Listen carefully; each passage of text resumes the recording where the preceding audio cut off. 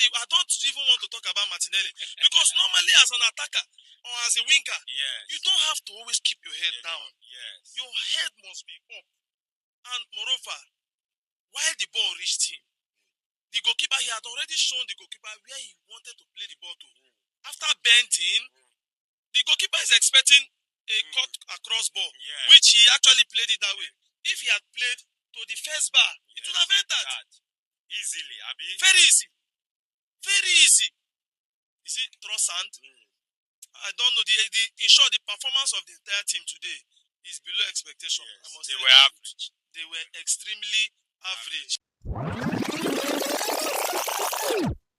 Arsenal with a 1-0 loss at the Emirates, playing a very good team, good side as PSG. Very fantastic game, interesting match.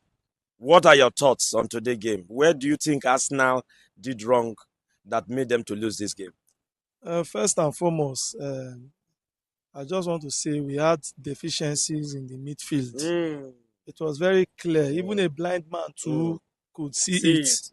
That Arsenal had no depth in that midfield. Thomas Partey that picked the yellow card in our last game actually affected us on this game. If you actually saw this game, from the first half, Arsenal were always sitting back. No attack, no way to attack because no good midfielder. Merino cannot play the midfield. Rice cannot. That was just the problem we had in this game. Honestly, I feel so bad. I feel so for the first time. I'm having this kind of feelings because I least expected this kind of performance. Yeah. Okay, it has already happened. There's nothing we can do. PSG came with a game plan. Arsenal also came with a game plan, but PSG own clinch your own. So now Arteta came with this game playing Merino and Rice in that midfield and Odegaard. Why do you think that? What do you think that you should have done better in that midfield? At least, even with the absence of Partey, what do you think you would have done better? At least that would have made that midfield move. In the absence of Thomas Partey, what he would have done is make Rice sit and let Merino be in his front. But at times during the game, you see Rice in front. Somebody that is supposed to play the holding four. You see him in four, his normal wing. Normally, in short, we saw that the game, Rice could not even sit. If Rice had sat back, definitely would have helped. Okay, there was a time about 20 minutes we had the balls. Top front, we were making advances, but after then, once they got the ball, no way, we couldn't recover. Even when we recovered, no way, we couldn't play because that midfield was just empty. I think to me, Arteta, since he's the coach, he has a better view of the game. And he thought it's wise to play Merino and Rice in that midfield. But honestly speaking, I must tell you the truth, it is very clear that we don't have any good defensive midfielder aside from Thomas Partey in Arsenal. It is very clear. It's just that we are hoping that by next week, by God's grace, we'll obtain this result. Yes, of course. That means Paris Saint-Germain midfield was better than your own in this game. They were very better. The likes of João Neves, Vitinha, and Fabian Ruiz. They were miles ahead of your midfield, and that is how they control the game more than your team. You guys play the same, you guys play a kind of the same game, possession-based game, but their midfield was more better due to the lack of Partey missing. So they had head in the game by controlling the game and getting that goal. Now let's go to your front line. And you had some good chances that at least could have gotten you a point in this game. Why is your Arsenal attack so poor when it comes to finishing? See, let's talk about the attack now.